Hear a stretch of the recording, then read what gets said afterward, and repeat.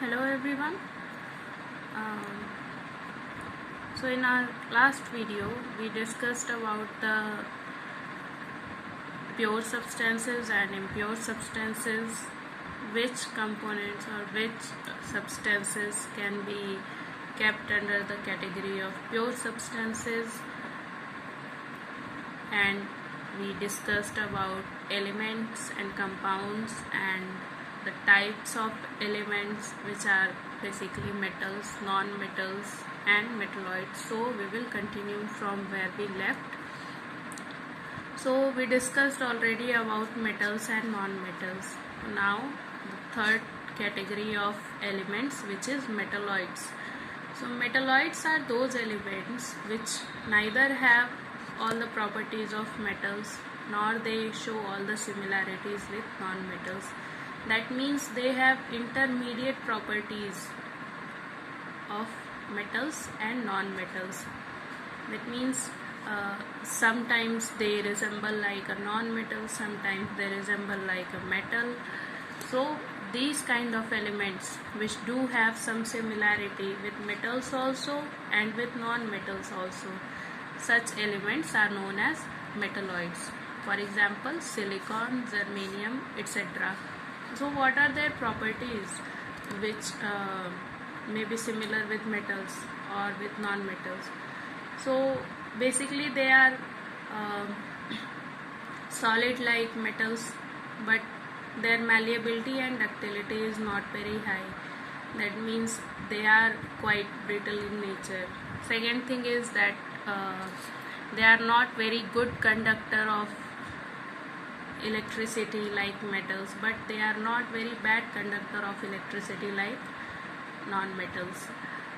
So I'm sorry if I said wrong, let me rephrase the sentence. So they are very neither they are very good conductor of electricity like metals, nor they are very bad conductor of electricity like non-metals. So they have intermediate properties, and examples are boron, silicon, germanium, etc. So these are metalloids. The next topic which we are going to study is compounds. So compounds also come in the category of pure substances, because as the definition of pure substances go, the pure substances are made up of only one kind of particles, and these particles may be either atoms or molecules. So elements are made up of only one kind of atoms, and compounds are those substances which are made up of only one kind of molecules. So the smallest unit of a compound is a molecule. So they are made up of only one kind of molecule. That's why they are kept under the category of pure substances. So what are compounds? Basically compounds are formed by the chemical combination of two or more elements in a definite ratio. So when two or more elements combine together in a definite ratio, in a proper ratio, then they form compounds. For example, water is a compound, and it is made up of by chemical combination of two elements which are hydrogen and oxygen. When these two elements combine with each other chemically in the ratio of 2:1 by volume, then the compound formed is known as water. So compounds are made up of single type of molecules. For example, if we take iron in a china dish, and if we take a little bit of sulfur in that same china dish, and we heat that iron and sulfur together, then we will see that after some time of heating, the reaction mixture turns black, and the compound which is formed by the chemical combination of iron and sulfur, that will be known as iron sulfide.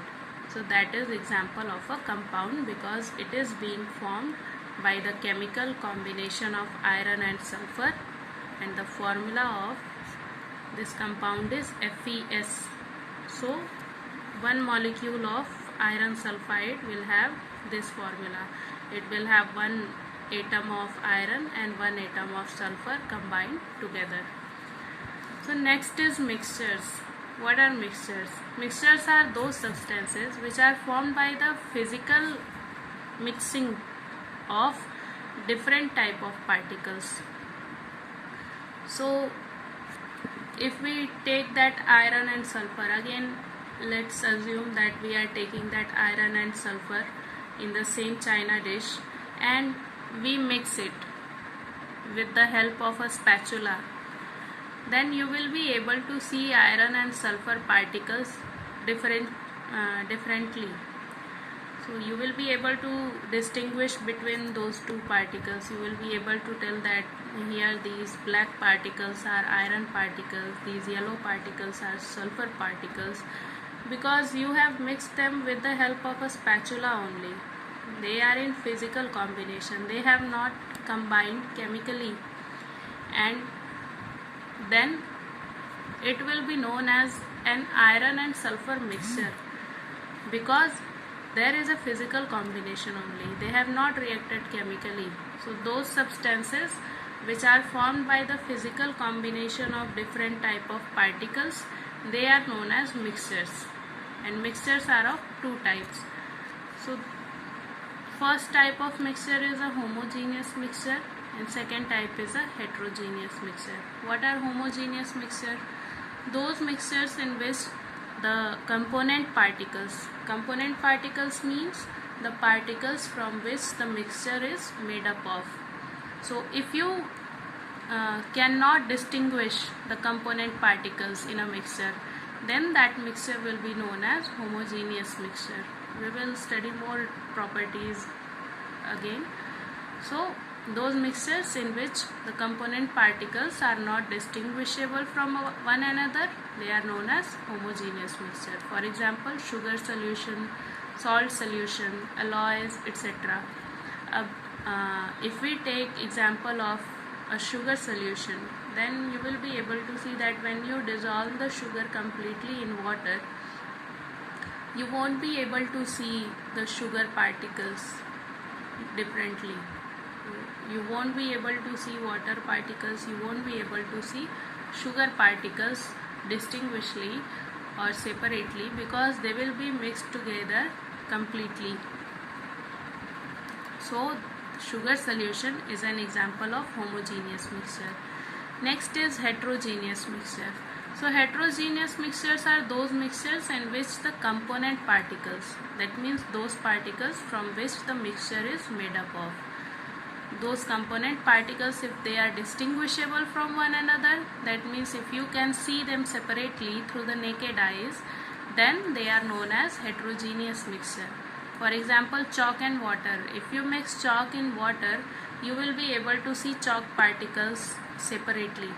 Sand and sugar mixture. If you mix sand and sugar together, you will be able to tell which particles is sand particle, which particle is sugar particle, etc. And the iron and sulfur mixture, which we discussed earlier. So let's have a look between the differences of homogeneous mixture and heterogeneous mixture. So these are some differences I have listed out here.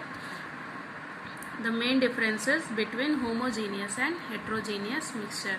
So first difference between homogeneous and heterogeneous mixture is that homogeneous mixtures have a uniform composition throughout. What do you mean by uniform composition? That means the ratio of the particles, ratio of the component particles from which the homogeneous mixture is made up of, it's same throughout the mixture. That means if you take a glass of sugar solution, see here, if you take a glass of sugar solution, then the ratio of sugar and water throughout this solution will be the same. It will not happen like you get more sweet taste here or you get less sweet taste here in this region. The sweetness will be same throughout the mixture. So it will be known as a uniform composition because the ratio of sugar and water is same throughout the mixture. That is called uniform composition. But in the case of heterogeneous mixtures, the composition is not same throughout. Like if you mix chalk in water, so the chalk particles do not distribute evenly in the solution. Some will settle down here, some will be floating here, some particles will be floating here. So you can see that the particles of chalk are in large amount at the bottom, but they are in very small amount at the surface. So the composition of this mixture is not same throughout. At one part you find a large amount of chalk, at one point you find a large amount of water. So the mixture do not have a uniform composition. So heterogeneous mixture have a non-uniform composition. Next is the heterogeneous mixture have constituent particles which cannot be distinguished. That means you cannot separately see the constituent particles. That means the particles which are making up the mixture. You cannot see those particles from your naked eyes. Like in your sugar solution mixture, if you want to see sugar particles and water particles separately, you will not be able to see that. So that is the second property of homogeneous mixture, that the component or constituent particles cannot be distinguished. They cannot be differentiated from each other. But in case of heterogeneous mixture, the constituent particles can be distinguished. That means in a chalk water mixture you can easily tell where the chalk particles are. So that is distinguishable. Third difference is one phase of matter present. In the case of homogeneous mixture, whatever particles of matter are present in the mixture, they are in the same phase. It's not like a solid is present in a liquid or gas is present in the liquid. Whatever you are mixing together will be in the same phase. That means when you dissolve sugar solution